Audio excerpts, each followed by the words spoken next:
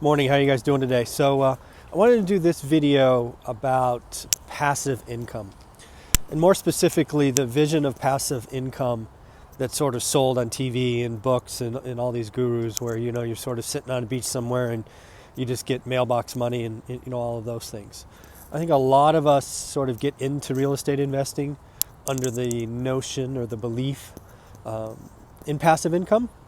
But I want to sort of break it down to you as somebody who's been doing this for 15 years and is now enjoying the fruits of his labor after 15 years and really take down my opinion of passive investment. More importantly, I'm doing this video first, sort of this real talk series, just to get it off my chest. And then I think I'm going to go out and build a presentation sort of documenting how our passive income went from one house to the ultimate portfolio that we're retired, just to show you what I mean as I sort of break this down for you. So first and foremost, I think passive income, when you do it correctly, sort of goes through three phases. There's the first phase, which I'll just call acquisition, right? That's where we all start. I would tell you that during the acquisition phase, it certainly doesn't feel passive.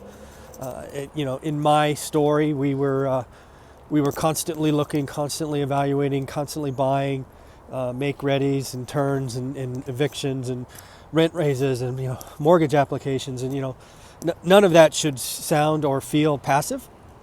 In the beginning, in the acquisitions, they were, some properties were hundreds of dollars, some were a couple $100, but again, it wasn't.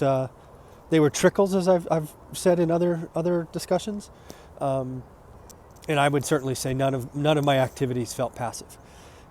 Then that is usually the longest phase for folks. For us, I would say that probably was certainly 10, if not maybe 12 years of our story. Then I think what happens is you get to some point near the end where you sort of step back and go, "Wow, I've got a pile, right? I got some stuff. Let me sort of manage or clean up or purge or whatever it is, right? So sort of, what are you going to do, right? So you spend a couple of years cleaning up the portfolio. Maybe you're selling some to pay off others. Everybody does it differently, but there is that kind of, at least, I call it the cleanup or the manage phase. That's typically pretty short. For us, I think that was 18 months, maybe 2 years.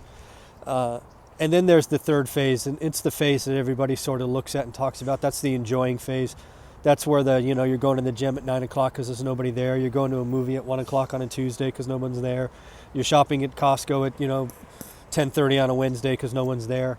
So those kinds of things. So again, passive income, the thing that sells books and stories certainly is real. I would tell you, it's a journey to get there.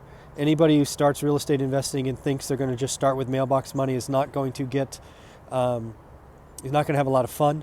I do think there's things that you can do to increase your chances and reduce the demand on you during the acquisition phase, which is the most work and the longest, and I'll be talking about those a lot.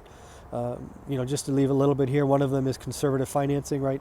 If you're a busy professional, the last thing you want to do is have anything that adds more time or demands on you.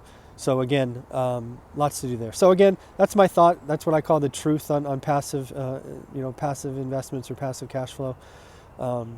It is certainly possible, but I think it takes work to get there. It takes a journey. Those three phases: acquisition, manage, and then enjoy. All right. Hope you enjoyed. Hit that like button, subscribe, and leave some comments if you have any questions. Thanks.